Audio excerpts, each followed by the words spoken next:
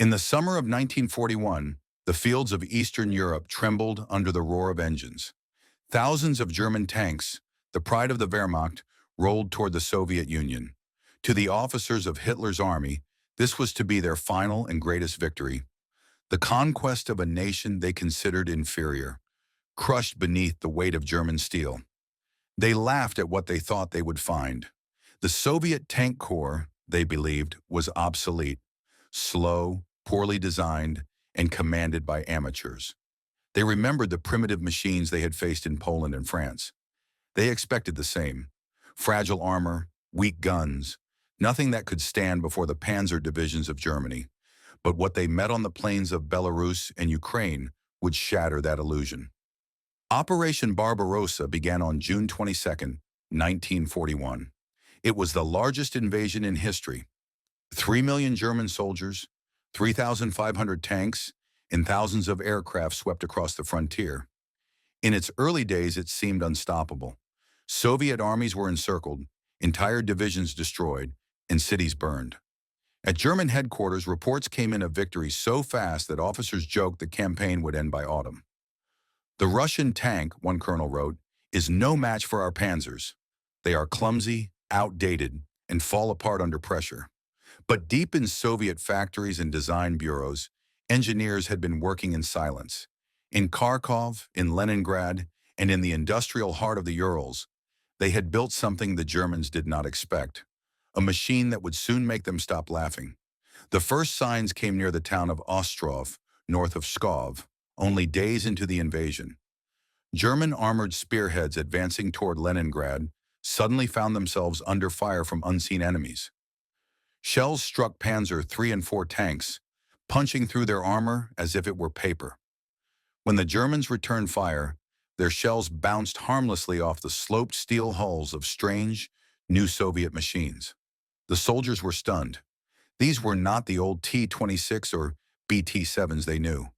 These tanks were larger, deadlier, their turrets thick with armor, their guns devastating. The names would soon become legend: KV-1 and T-34. The KV-1 was a fortress on tracks, its heavy armor impervious to nearly every German weapon, and the T-34, fast, mobile, with sloped armor and a powerful 76mm gun, was something entirely new. Its design was years ahead of anything Germany had in the field. At first, the Germans refused to believe what they were seeing. Their intelligence reports had warned of new Russian tanks, but those had been dismissed as exaggerations. Now the truth was exploding in front of them. One German tank commander wrote in disbelief after the first encounter, "Our shells hit it again and again, and they bounced off." The Russian tank did not stop. It kept coming, firing as it moved. It was as if the earth itself had risen to fight us. At first, the German officers thought these new tanks were few, isolated prototypes, a temporary shock.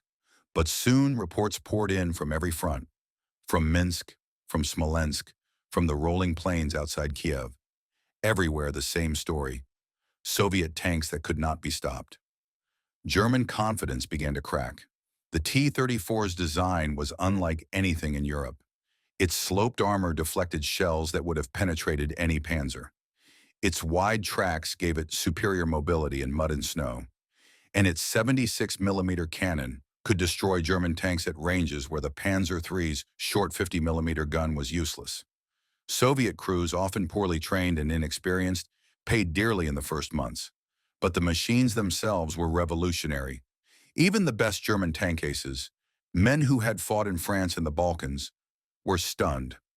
General Heinz Guderian, architect of Blitzkrieg, wrote to Berlin after facing T-34s near Smolensk, "We are facing an enemy tank that is superior to ours in every respect. Immediate action must be taken to match it." The laughter that had once filled the German officers' mess was gone. In its place came a grim realization. The war in the East would not be easy, but Germany was not yet ready to admit defeat. Engineers raced to develop better weapons, longer-barreled guns, new armor, and new tanks. The result would come in 1942. The Panzer IV Serv PDF-2, armed with a high-velocity 75mm cannon, capable of killing a T-34. And then came the monster, the Tiger one, with armor thick enough to shrug off Soviet fire and a gun that could destroy a T-34 from over a mile away. For a time, the balance shifted again. German officers regained their confidence. They boasted that the new Panzers would restore the Wehrmacht's dominance. But the Soviets were not standing still. Their factories, relocated deep beyond the Ural Mountains, were producing thousands of tanks every month. By 1943, the T-34 had evolved into the T-34/85, with a gun that could pierce even the Tiger's armor. The stage was set for one of the greatest tank battles in history, Kursk. It was July 1943. The German army launched Operation Citadel, an all-out offensive to crush the Soviet bulge around the city of Kursk. Hitler believed it would restore the initiative. Over 2,700 German tanks, including Tigers and Panthers, thundered forward. But waiting for them were more than 5,000 Soviet tanks. The laughter was long gone. What followed would be the death knell of the German Armored Corps. At Prokhorovka, one of the bloodiest clashes of the battle, hundreds of T-34s charged headlong into the elite SS Panzer divisions. The fighting was so close that some tanks collided and fired point blank. Smoke, dust, and fire covered the fields. The Germans, confident in their superior machines, were overwhelmed by sheer numbers and determination. A German officer described the scene.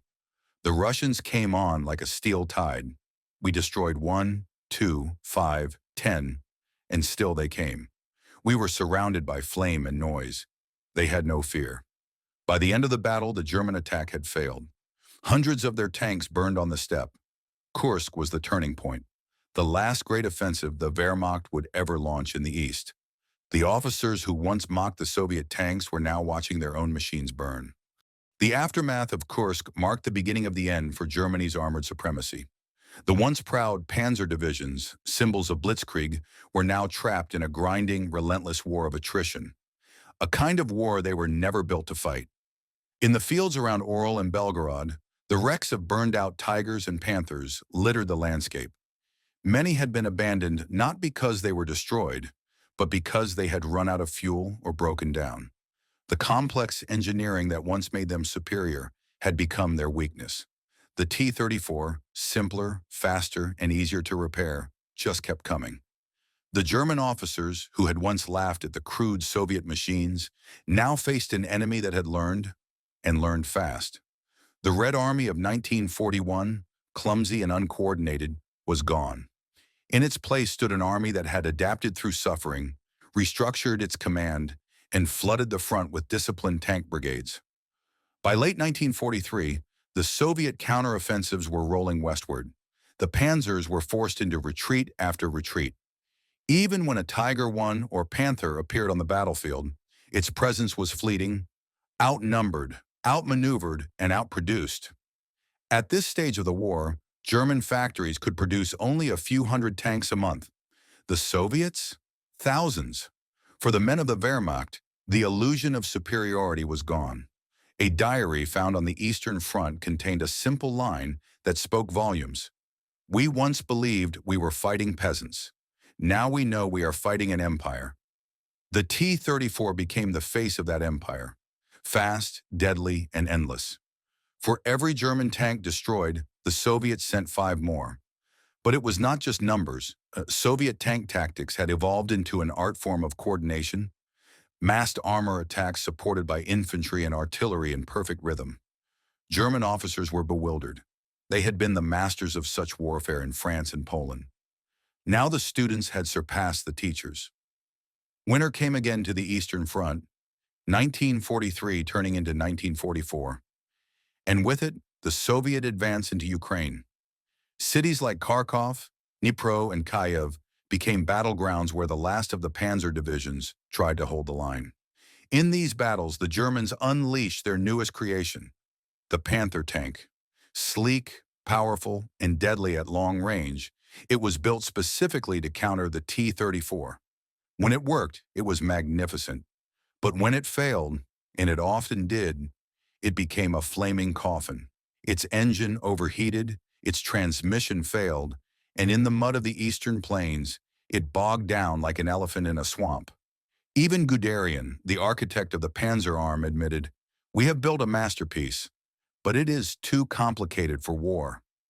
Meanwhile, the Soviets pushed forward.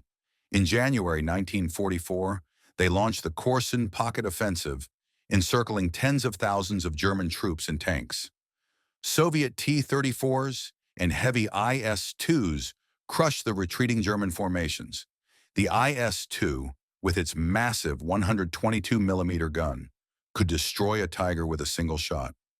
German crews, once confident that their armor was impenetrable, now lived in fear of every shadow that moved across the horizon. A report from a panzer battalion near Korsun read, "The enemy's heavy tanks are invincible to our front armor at any range. We can only attack from the sides or retreat." The laughter that had once filled the officers' mess halls had turned into silence. The kind of silence born of disbelief and exhaustion. By mid-1944, the tide had fully turned. Operation Bagration, the massive Soviet offensive launched in June, annihilated Germany's Army Group Center.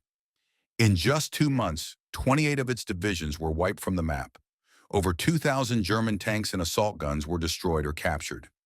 German officers who had once joked that the Soviets could not coordinate a corps now watched as entire Soviet fronts, each larger than an army, advanced in perfect synchronization. It was more than a defeat. It was the death of a doctrine. Blitzkrieg, once the pride of German warfare, had been turned against its creators. And yet the German leadership still refused to face reality. Hitler demanded new wonder weapons, heavier tanks, thicker armor, larger guns.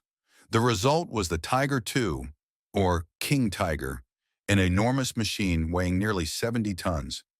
It was unstoppable on paper, but in reality it was a nightmare. Its engine burned out after a few hours of combat. Its tracks broke under their own weight. In the field, a single hit to the side or a breakdown often left it abandoned, a monument to the arrogance of its makers. A Soviet tank commander, seeing one of these hulks after a battle near Minsk, reportedly said, "Beautiful, but beauty doesn't win wars." By late 1944, the Red Army had crossed into Poland. The Germans were now fighting on their own soil, and as their cities burned under Allied bombing, the same officers who had once mocked Soviet inferiority began to speak in hushed tones about the tanks they could no longer stop. Letters from the front revealed the despair. "Our panzers burn. The Russians come in endless waves. The sky belongs to them. We cannot hold the tank duels that had once been sources of pride, now ended in tragedy." German crews fought bravely, but bravery was no longer enough. By 1945, the legend of the German Panzer had died, not in a single battle, but in 1,000 fields of fire. The officers who had laughed at the enemy's machines in 1941 now watched their own burn in the ruins of Berlin. And in that silence, that haunting silence between the thunder of guns, they understood the truth they had once ignored. It is not the loudest who win wars. It is those who endure. By early 1945, the German war machine was running on fumes, not just in fuel but in spirit. The once mighty panzer divisions, which had thundered across Europe in triumph, were now a scattered skeletal force retreating toward Berlin. In the east, Soviet T-34s rolled through the snow like an iron tide. In the west, American Shermans pressed across the Rhine. Between them, the remnants of Hitler's armored dream smoldered in ditches and forests, testaments to pride undone by reality. It hadn't always been this way. In 1940, German officers had been the masters of armored warfare. Their panzers had crossed France in just 6 weeks, cutting through enemy lines like a blade through glass. The French Char B-1 and British Matilda tanks, once symbols of strength, burned before the speed and precision of Blitzkrieg. But success bred arrogance, and arrogance breeds blindness. When Germany invaded the Soviet Union in 1941, that arrogance came with them. They saw the first Soviet tanks, clumsy, heavy, awkward machines, and laughed. Some had paper-thin armor. Others barely ran. The Germans saw themselves as modern knights, heirs to a new age of mechanized warfare. But on June 23, 1941, just one day after the invasion began, they met something they didn't expect. The first reports came from Army Group Center. Soviet tanks, unknown models, were breaking through the lines near Minsk. German shells bounced off them at point-blank range. Panzer III and IV commanders radioed in confusion. "What are these machines?" one asked. "Our guns cannot penetrate them." They were the T-34 and KV-1, new Soviet designs unlike anything the Germans had ever faced. The T-34 had sloped armor, which caused shells to ricochet harmlessly. Its wide tracks let it glide over mud and snow where German panzers sank. Its 76-millimeter gun tore through German armor like paper. The KV-1 was even worse for the Germans, a monster of steel that their light guns couldn't touch at all. In one battle, a single KV-1 blocked an entire German column for a full day until it finally ran out of ammunition. That was the moment the laughter began to fade. Still, the German officers clung to their pride. They believed their superior tactics and discipline could overcome anything. And for a time, that was true. The T-34 and KV-1 were powerful, but poorly coordinated. Soviet crews were inexperienced. Commanders were afraid to act without orders. The Germans adapted quickly. They brought in new guns, the 88mm, designed for anti-aircraft fire but deadly against tanks. They studied the Soviet designs, learned their weaknesses, and exploited them. By 1942, they had new machines, the Tiger I and the Panther, built to destroy the T-34s that had once terrified them. And once again, they began to laugh. The Tiger was a monster. Its gun could destroy a T-34 from over 2 kilometers away. Its thick armor could shrug off most Soviet shells. On the battlefield, it was almost invincible. To many German officers, the Tiger was the proof that they were still the masters of war. But it was an illusion, one built on numbers that no longer added up. Each Tiger took months to build, consuming the resources of an entire factory. Each T-34 took days. For every Tiger that rolled out of a German plant, the Soviets built 50 T-34s. One Soviet engineer put it bluntly, "The Germans make fine watches, we make alarm clocks that never stop ringing, and those alarm clocks, thousands of them, never stopped coming." At Kursk in 1943, that truth became undeniable. It was the largest tank battle in history, nearly 6,000 tanks clashing across the plains of southern Russia. The Germans threw in everything they had, Tigers, Panthers, elephants, confident that technology would win the day. But the Soviets were ready. They had laid minefields kilometers deep. Their anti-tank guns were perfectly positioned. And above all, they had the numbers. When the battle ended, the ground was black with burning metal. Hundreds of Tigers and Panthers lay wrecked, smoking under the sun. For the first time, the Germans had lost a major armored battle, and they knew it. After Kursk, the myth of the invincible Panzer died. The Soviets had learned how to fight the Germans, and the Germans could no longer replace what they had lost. Even the Tiger, once a symbol of terror, became a liability. Too few, too fragile, too slow. One German officer wrote in his diary after the battle, "We built machines to frighten the enemy. Now they frighten us. Every time a Tiger burns, we lose not just a tank, we lose hope." By 1944, the laughter had long stopped. The T-34s that once seemed primitive now dominated the battlefield. They fought across Poland, Romania, and into the heart of East Prussia. Their crews, veterans of countless battles, hunted German tanks with the same confidence the Germans had once shown. When the Red Army finally reached the gates of Berlin in 1945, their T-34s led the way. The officers, who had once joked that Russian tanks are made by peasants for peasants, now watched from the ruins as those same machines crushed the stones of their capital beneath their tracks. In the end, the story of the German panzers was not one of weakness, but of pride. They had been the best once, but they believed that being the best would always be enough. They underestimated the enemy's will to learn, to adapt, to build something stronger. And so when the war ended, it was not German tanks that rolled through the wreckage of Europe, but those of the armies they had mocked. The laughter that once echoed in the officers' halls had burned away, along with their tanks. By the autumn of 1943, the German army still held vast stretches of Europe, but its confidence had begun to crack. The easy victories of 1939 and 1940 were a distant memory. The officers who once toasted to blitzkrieg now stared grimly at maps covered in red arrows. Arrows that pushed relentlessly westward. The Eastern Front had turned into a nightmare of attrition. German tank crews, once proud of their precision and dominance, now faced wave after wave of Soviet armor. It was no longer a battle of strategy. It was a battle of endurance. The Tiger and Panther tanks were magnificent machines, but they were too few, too complex, and too fragile. Their engines froze in the cold, their tracks snapped in the mud, and when they broke down, there were no spare parts left to fix them. Meanwhile, the Soviets poured T-34s onto the battlefield like an endless tide. Their tanks were crude but effective, fast, rugged, and easy to repair. A Soviet soldier could abandon a wrecked tank in the morning and be driving a new one by nightfall. A German crew, once stranded, might wait weeks, if they survived that long. It was during this time that a new kind of fear took hold among the German officers, a quiet, unspoken fear of being outbuilt.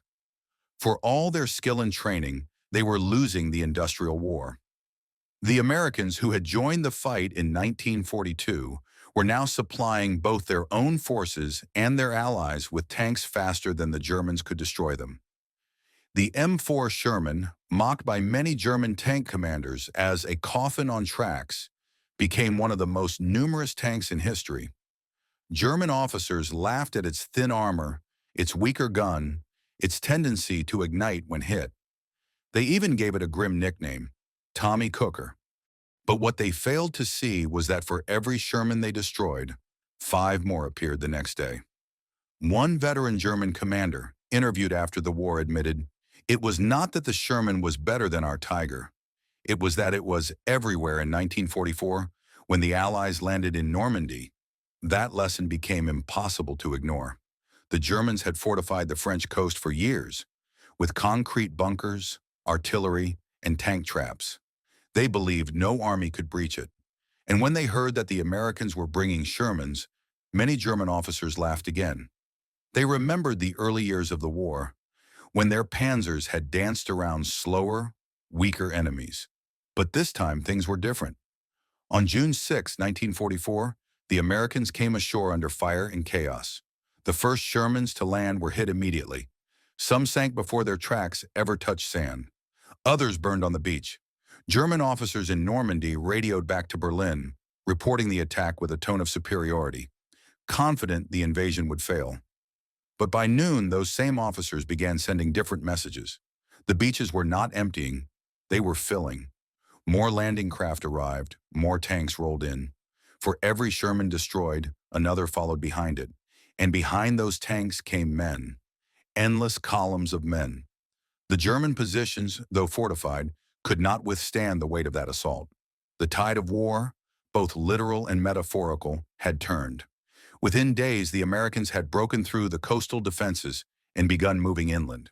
In the hedgerows of Normandy, narrow ancient fields surrounded by thick earth walls, the Sherman tanks met the German panzers face to face. It was brutal, close-quarter combat. A Tiger's first shot could destroy a Sherman from 1,000 meters away, but the Americans learned quickly. They coordinated with artillery and air support, ambushing from the flanks. The Allied P-47 Thunderbolts and Typhoons circled overhead, hunting German armor from the skies. What the Shermans couldn't destroy, the bombers would. A German general later wrote in his diary, "It is no longer a question of whose tank is better. It is a question of who controls the sky. And the sky belongs to the enemy." The Tiger and Panther tanks became symbols of pride, but also of futility. Their thick armor was useless when they couldn't move without being spotted from above. They burned not because they were weak, but because they were outnumbered, outbuilt, and outmaneuvered. The laughter that had once filled German strategy meetings, the certainty that their technology made them invincible, was now replaced by grim acceptance. An American tank officer, years later, summed it up simply, "The Germans had the best tanks. We had the best logistics." By late 1944, the pattern was clear. The Allies didn't need perfection. They needed persistence, and they had it. While German factories were being bombed into rubble, American and Soviet plants worked day and night. While the German army rationed fuel and shells, The Allies shipped supplies by the ton across the Atlantic. In this war, numbers mattered, and Germany no longer had them. The officers who had once laughed now watched their fuel tanks run dry and their machines burn in open fields. They had believed that skill could replace industry, that quality could outweigh quantity. But war had changed. It was no longer about who built the strongest tank. It was about who could keep building when the world was on fire. And as 1945 approached, the laughter that had once echoed through the halls of German command vanished completely. Because by then, even the officers who had once mocked their enemies' machines could see what was coming.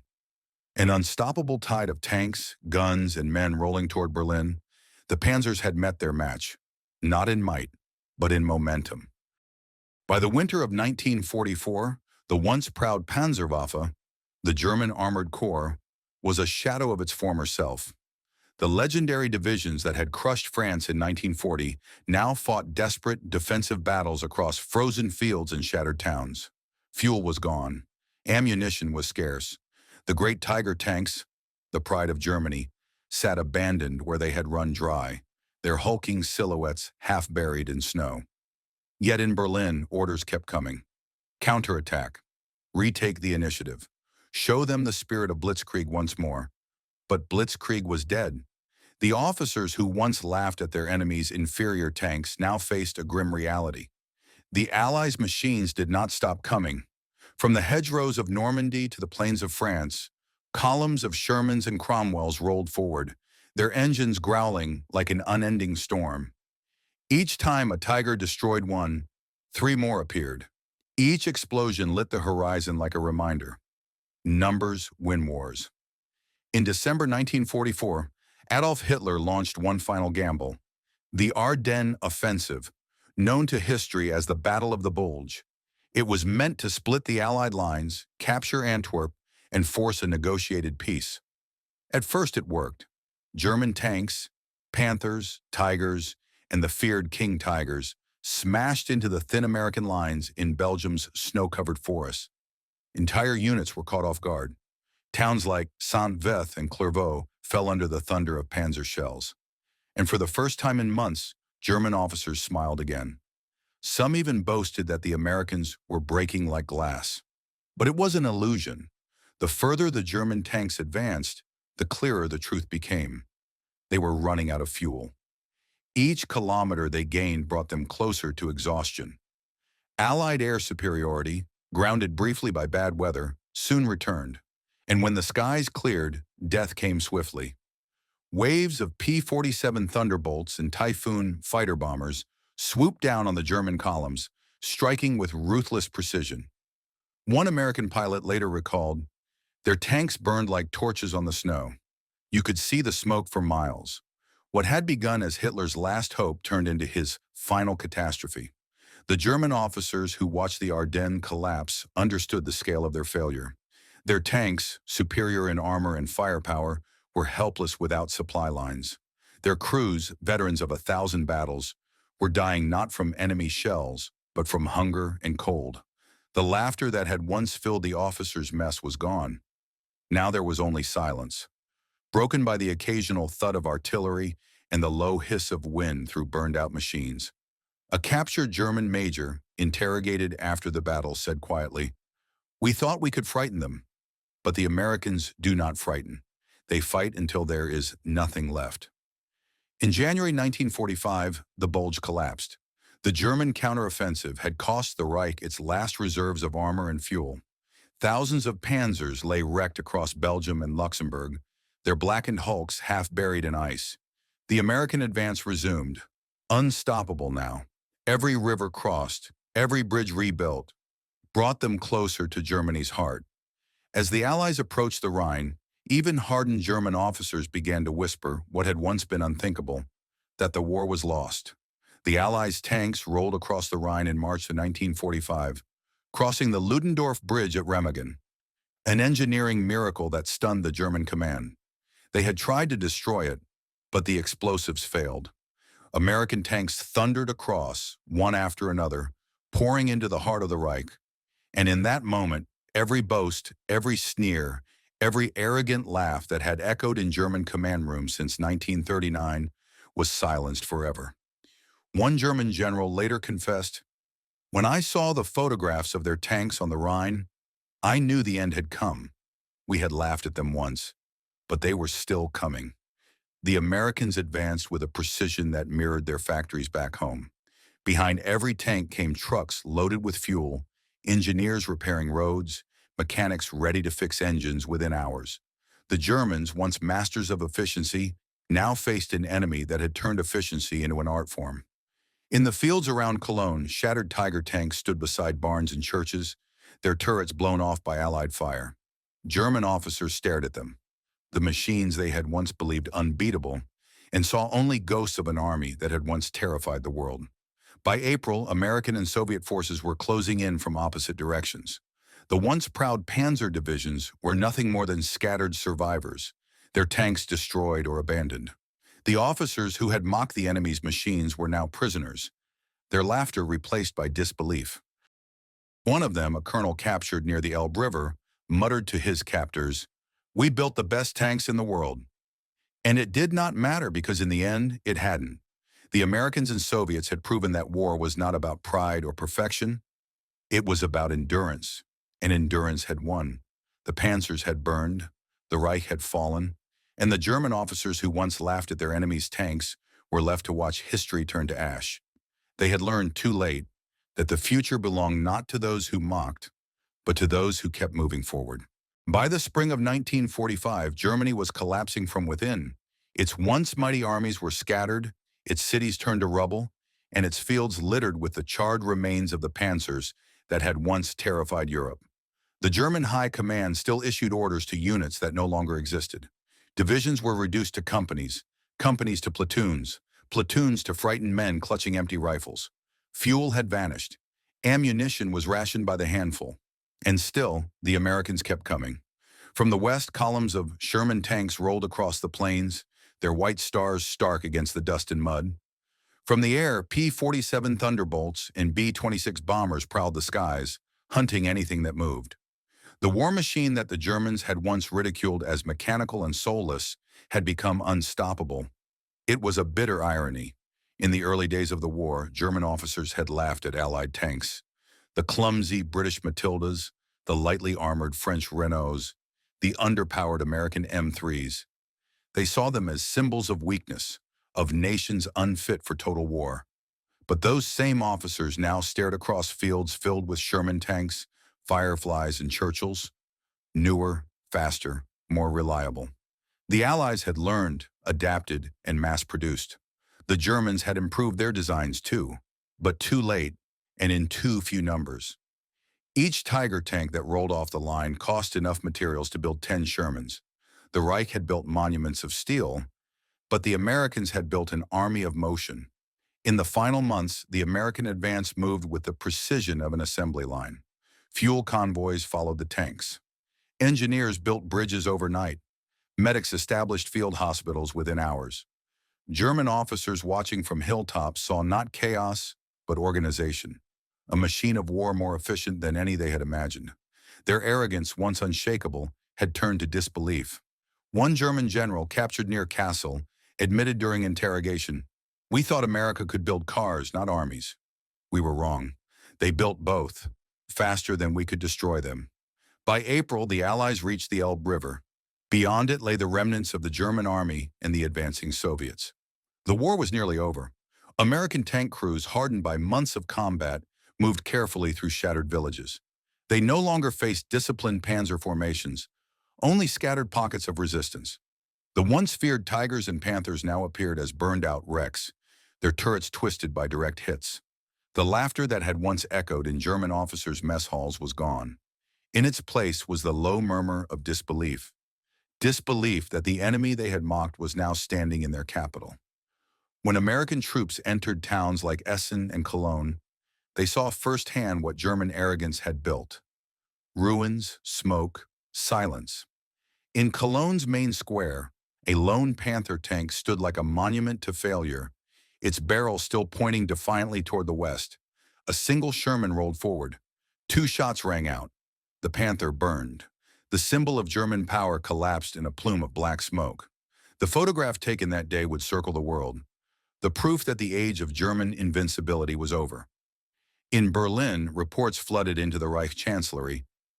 Enemy armor across the Rhine. American tanks within 50 kilometers. Fuel reserves exhausted. Hitler raged in his bunker, demanding counterattacks from divisions that no longer existed. His generals obeyed out of fear, not faith.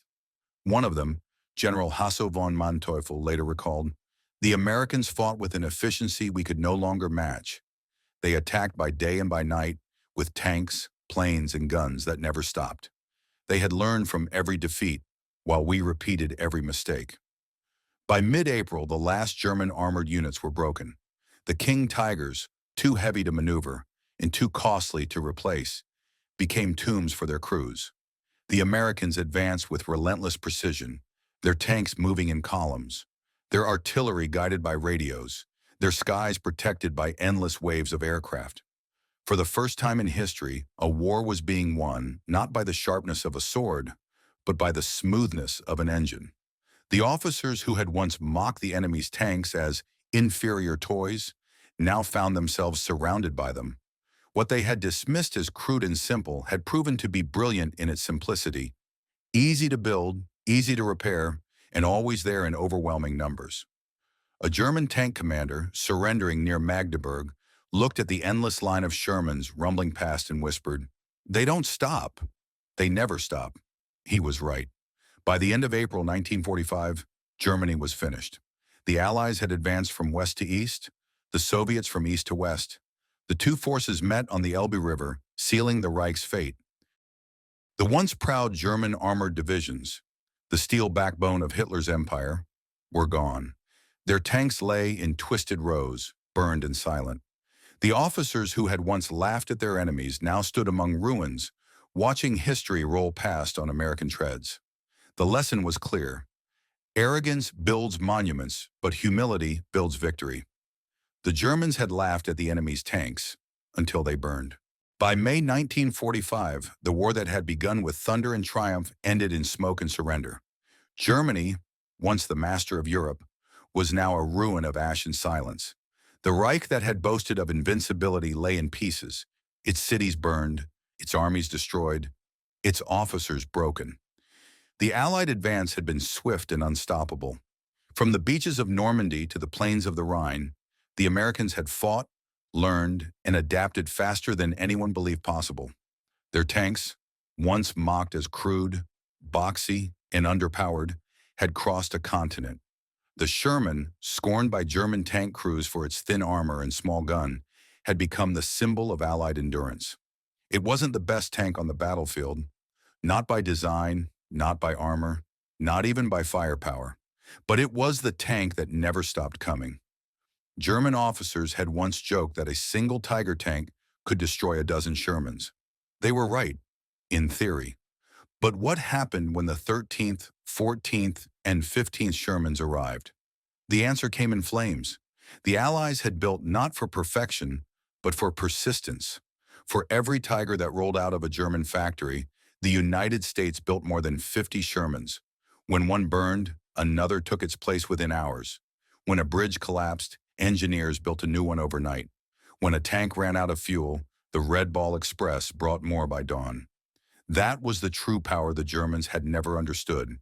A war fought not by ego, but by system, by coordination, by sheer industrial will. As the Allies advanced deeper into Germany, the difference in philosophy became unmistakable. The Germans built masterpieces of engineering, tanks that were precise, complex, and temperamental. The Americans built tools, rugged, reliable, replaceable. A captured German mechanic near the Ruhr Valley admitted, "Our tanks were like racehorses. Yours were like workhorses, and it was the workhorse that won the war." The Sherman could climb hills, cross rivers, and keep fighting even with damage that would cripple a Panther. Its crews learned to fight smart, to flank, to call in air support, to work as part of a vast, coordinated machine. It was no longer just a tank. It was part of an ecosystem of war that Germany could not match. By the spring of 1945, The Luftwaffe was gone. German factories stood silent. The once endless columns of panzers had been replaced by wagons and bicycles. And still the Shermans came. American tank divisions rolled through the German countryside, past burned villages and surrendering columns. Children watched from the ruins, wide-eyed as tanks with white stars rumbled by, the sound of an empire collapsing under its own arrogance. At times, the only resistance came from desperate fanatics. Hitler Youth, old men with Panzerfaust, scattered SS units clinging to hopeless orders. But even they could not stop the tide. In the final days, the contrast between the beginning and the end could not have been starker. In 1939, German officers had stood atop their gleaming panzers as they rolled through Poland, laughing at the clumsy machines of their enemies. In 1945, those same officers, now prisoners, watched American tank columns drive through Berlin's outskirts. Engines steady, flags fluttering in the wind. The laughter was gone. In its place was silence, the heavy, haunting silence of realization. One German major, captured near the Elbe River, told an American interrogator, "We laughed at you. We said your soldiers were soft, your tanks were toys. But your toys never stopped coming, and now we have nothing left to laugh about." When victory came, it came without fanfare. The Americans did not celebrate amid ruins. They did not gloat over the wreckage of the enemy's pride. They simply moved forward, efficient, focused, determined to end the suffering. It was the difference between arrogance and resolve. The Germans had fought for dominance. The Americans fought for duty, and that made all the difference. In the weeks after surrender, American troops moved through towns that had once been strongholds of German armor. Kassel, Essen, Cologne, Munich. Everywhere they went, the same sight awaited them: burned tanks, abandoned guns, and the haunted eyes of men who had once believed they could conquer the world. A German lieutenant, standing beside the wreckage of his Tiger tank, said quietly to an American soldier, "Your machines were not beautiful, but they did not fail." That was the final truth of the war. As the smoke cleared over Europe, the war's final lesson became visible in steel, ash, and memory. The laughter of the German officers, the pride that once echoed in every panzer regiment, had vanished beneath the weight of reality. Everywhere they looked, reminders of their arrogance stood silent and broken. The Tiger tanks, once feared across continents, now lay abandoned by the roadside. Their massive frames burned out, their engines seized, their fuel gone. When American engineers and mechanics examined these machines, they marveled at their craftsmanship. The thick armor, the precision gears, the deadly 88mm guns. But they also saw their fatal flaw. They were too perfect, too heavy, too slow to build, too complex to maintain. For every Tiger that reached the front, 5 had broken down before firing a shot. German officers had mocked the simplicity of Allied machines.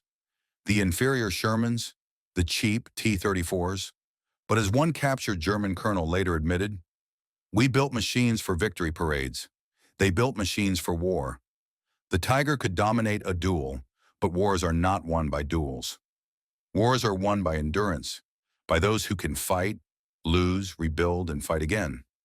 That was the difference between the armies of Hitler and the armies of freedom.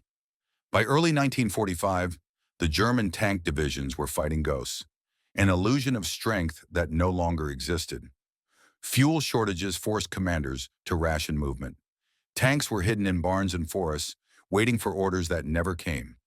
Meanwhile, the Americans advanced with mechanical rhythm. Their supply lines stretched across France, Belgium, and into Germany. An endless chain of trucks, rail cars, and tank transporters feeding an army that never slept.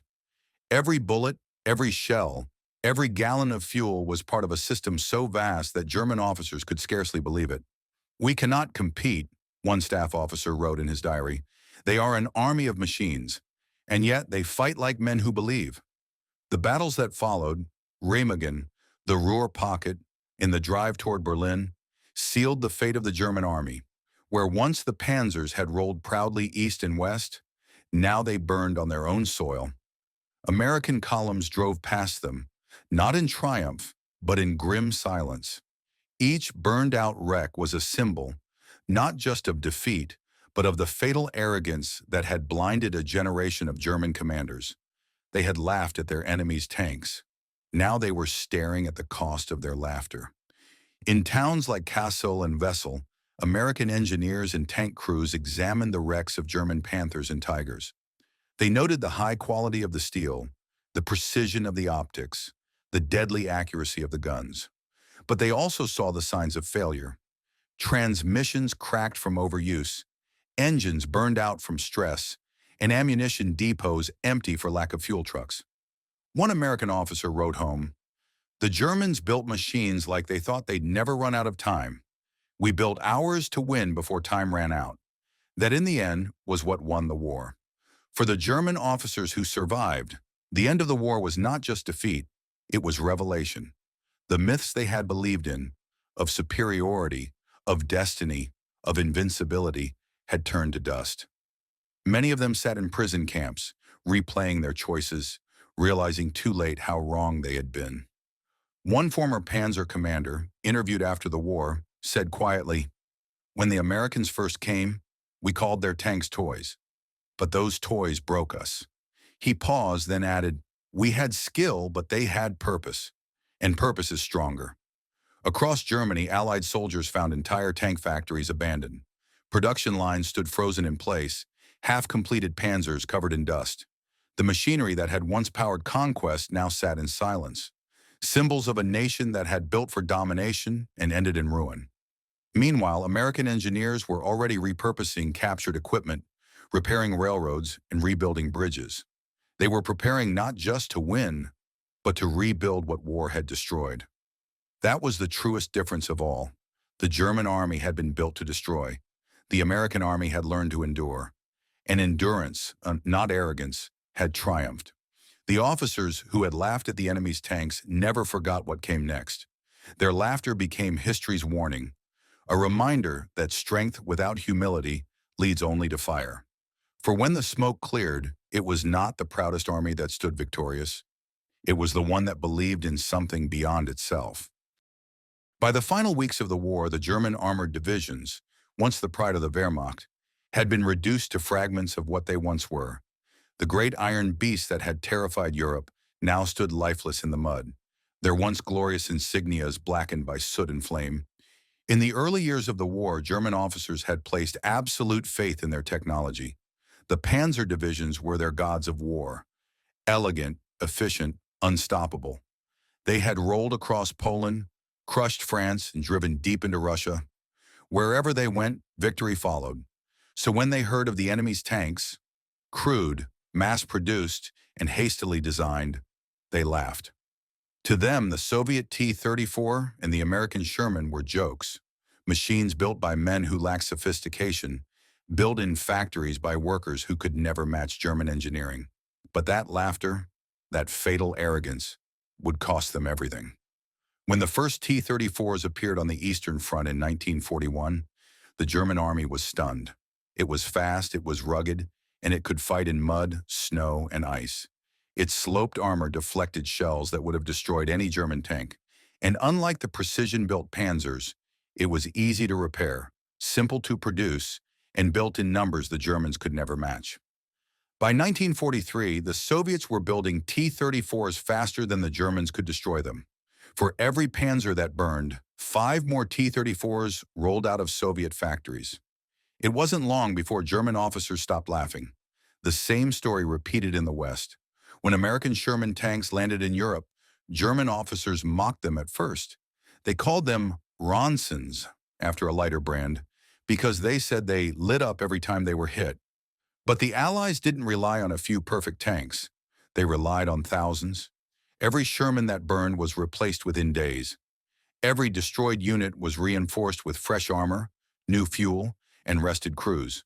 And behind them, a supply chain so vast that no German general could have imagined it. One panzer commander wrote bitterly in his diary, "The Americans fight like a machine that never stops. For every tank we kill, 10 more appear." They do not fear destruction, because destruction means nothing to a nation that can rebuild overnight. The turning point came not with a single battle, but with exhaustion. German tank crews began to realize they could no longer move freely. Allied aircraft ruled the skies.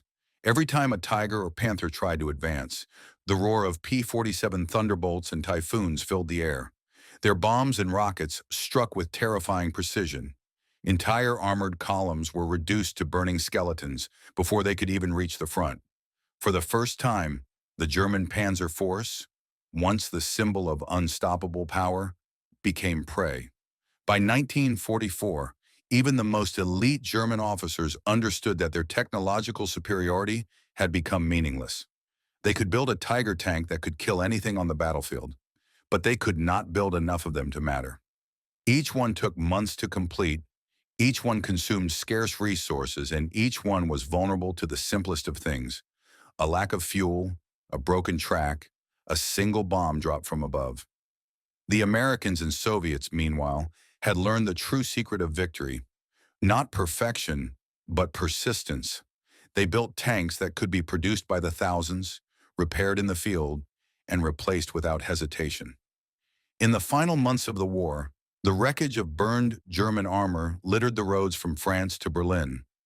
Entire battalions of Tigers and Panthers stood frozen, their crews gone, their engines seized.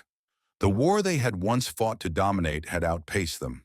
One American officer, standing beside the smoldering remains of a Tiger near Cologne, remarked, "They built the best tanks in the world, but they forgot they needed an army to move them."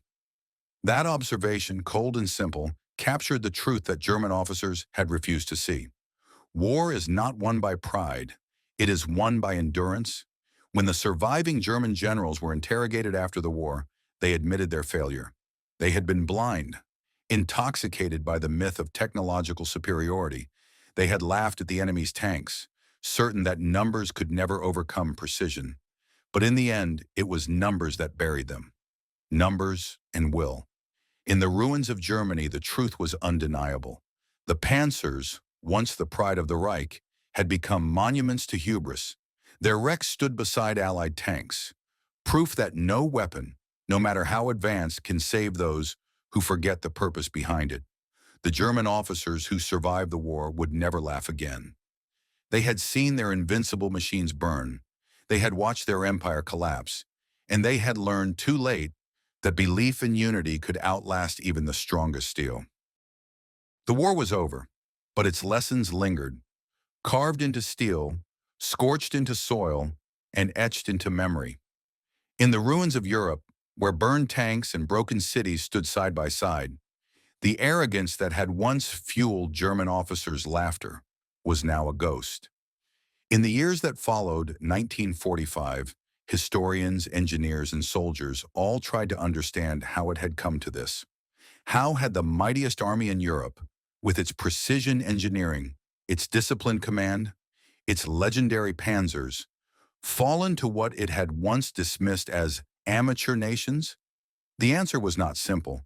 It lay not just in machines, but in mindsets. The Germans had built their war on perfection. Every tank, every weapon, every strategy was crafted like clockwork, intricate, efficient, and fragile. The Americans and Soviets built theirs on adaptability. They learned from defeat. They improved through failure. And when their machines burned, they built new ones. Better, faster, and in greater numbers. For every Tiger or Panther that rolled off a German assembly line, American factories produced a dozen Shermans. Soviet factories, hidden deep in the Urals, produced dozens more T-34s. The Germans fought with masterpieces. The Allies fought with momentum. When a German tank broke down, and many did, it required expert mechanics, specialized parts, and fuel that Germany no longer had. When an American Sherman was hit, another was waiting on the next transport ship. War, in the end, was not an exhibition of engineering. It was a contest of endurance, of who could fight longer, adapt faster, and refuse to yield. And in that contest, the Germans lost. In captured diaries and letters, the tone of German officers changed as the war dragged on. The laughter of 1940, the confidence of Poland, the swagger of France, had turned into disbelief by 1944 and despair by 1945. One colonel wrote in his final report from the Western Front, The enemy's strength is not his tanks, but his will. He does not stop when we expect him to. He learns, he repairs, and he returns. Another wrote from a field hospital near Aachen. I used to laugh when they spoke of American factories. Now I understand. We are not fighting soldiers. We are fighting an entire nation. By the time the Allies reached the Rhine, the once proud panzer divisions were shadows. Fuel shortages turned tanks into bunkers. Crews abandoned their machines to fight as infantry. The mighty Tiger tanks, once symbols of German dominance, were left smoldering on roadsides, their engines dry, their guns silent. It was a bitter irony. The very weapons that had inspired German laughter became the monuments of their downfall. After the war, Allied engineers studied the wrecks scattered across Europe. They marveled at the precision of German craftsmanship, the thick armor, the powerful guns, the complex transmissions. But they also shook their heads. One British report noted, "These tanks were too perfect for war. They were machines of art, not endurance." An American analyst put it more bluntly, "They built tanks for a parade. We built tanks for a war." And so, history remembered the irony. The officers who had once mocked their enemies for building crude, inferior machines had been consumed by their own perfectionism. Their laughter, the sound of arrogance, had turned to silence long before the guns stopped firing. In that silence, new lessons were born. Nations realized that strength did not come from complexity, but from resilience, from unity, from belief. As decades passed, veterans from both sides returned to the battlefields of Europe. They stood on the same soil. Men who had once tried to kill each other now speaking quietly, shaking hands, laying wreaths. On the hills of Normandy, they looked down at the rusted remains of tanks half buried in the sand. Some were German, some American, some British. But all were reminders of what pride had cost and what courage had achieved. Today, the wrecks of war are monuments. Children climb on them without fear. Tourists photograph them without understanding that these machines once carried the fate of nations. And beneath the rust and decay, they still whisper the same message. One born from the fire and folly of men who thought they could not be defeated. The German officers laughed at their enemies' tanks until they burned. But when their own burned beside them, the laughter died. What remained was truth, that arrogance is as fragile as steel, and that belief, unity, and endurance will always outlast pride. On battlefields once filled with fire, there is peace now. The laughter of 1940 is gone, replaced by silence, the kind that carries remembrance, not mockery. For in that silence lies the final lesson of war, that strength without humility leads only to ruin, and that even the mightiest machines, once feared and worshipped, must one day rest in the long shadow of history. If you enjoyed this video, don't forget to like, comment, and subscribe for more World War II stories.